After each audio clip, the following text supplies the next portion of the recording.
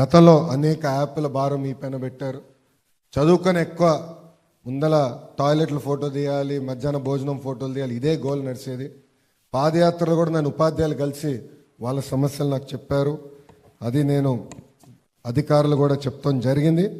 ఇంకా రాబోయే రోజుల్లో కూడా ఉన్న చిన్న లోటుపాట్లు ఏమున్నా సరిదిద్దుకుని మేము ముందరికి వెళ్తామని ఈ సభాముఖంగా ఉపాధ్యాయులందరికీ నేను తెలుపుకుంటున్నా. గత ప్రభుత్వం అన్ని వ్యవస్థలు నాశనం చేసినట్లు విద్యా వ్యవస్థను కూడా నాశనం చేసింది. రాత్రుల ఆత్మలతో మాట్లాడతారు, పొద్దున్న లేసి అనాలోచిత వల్ల నిర్ణయాలు తీసుకుంటారు. దాంట్లో భాగంగా జియో 117 తీసుకువచ్చి స్కూల్స్ని మూసేశారు. ఒక టీచర్ పోస్ట్ కూడా భర్తీ చేయలేదు. ఇంకా విద్యార్థులు ఉపాధ్యాయులు సిద్ధంగా లేకపోయినా 1000 పాఠశాలల్లో ఏకంగా CBSE ఎగ్జామ్స్ కూడా తీసుకొస్తాం. చాలా చాలా బాధాకరం. నేను కూడా